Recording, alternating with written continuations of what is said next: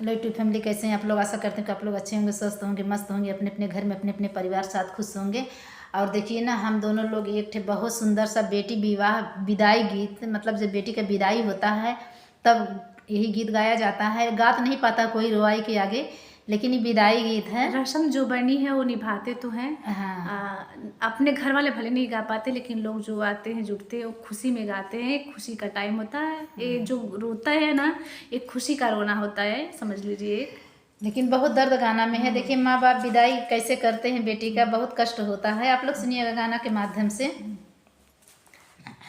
पापा के रोवले से फटेला करे जवाय रे, पापा के रोवले से फटेला करे जवाय रे, मम्मी रोवैया कवारी रे लालनामा। अरे मम्मी रोवै भरैया कवारी रे लालनामा। पापा के रोवले से फटेला करे जवाय रे, पापा के रोवले से फटेला करे जवाय रे, मम्मी रोवै भरैया कवारी रे लालनामा। अरे मम्मी रोवै भरैया कवारी रे लालनामा। अरे डोलिया पकड़ के रोवै, अरे बचपन से पाली पोसी बेटी के कैली। अरे बचपन से पाली पोसी बेटी सयान कैली, आज कैसे करी हम विदाई रे लालनामा। अरे आजू कैसे करी हम विदाई रे लालनामा। अरे बचपन से पाली बेटी कैली सयानामा। अरे बचपन से पाली बेटी कैली सयानामा। अरे आजू कैसे करी हम विदाई रे लालनामा। अरे आजू कैसे करी हम विदाई रे लालनामा। अरे डोलिया पकड़ी रोवै बिरना दुलरुआ। अरे डोलिया पकड़ी रोवै बिरना दुलरुआ। अरे बहिनी भैली साकन रे लालनामा। अरे आजू बहिनी भैली सापन रे लालनामा। कोहबर से रोवैली सखिया सहेलिया।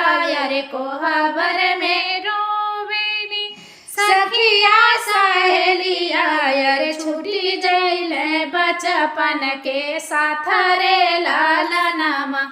अरे छूटी जैले बचपन के साथ रे लालनामा।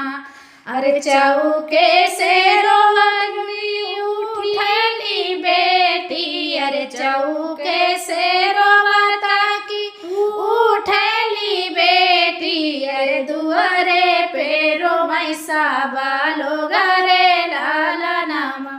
अरे दुआरे पे रोवै साबा लोग रे लालनामा।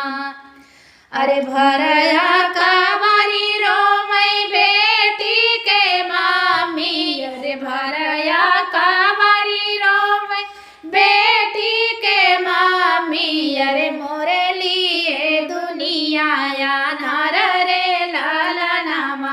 अरे मोरे लिए दुनिया अनार रे लालनामा। अरे चौके पे रोवली बेटी के मामी। अरे चौके पे रोवली बेटी के मामी। अरे मोरे लिए दुनिया अनार रे लालनामा। अरे मोरे लिए दुनिया अनार रे लालनामा। अरे पापा के रोवले से फटेला करे जवाय। अरे पापा के रोवले से फटेला करे जवाय। अरे मम्मी रोवलिया कवारी रे लालनामा। अरे मम्मी रोवै भरया कवारी रे लालनामा। अरे मम्मी रोवै भरया कवारी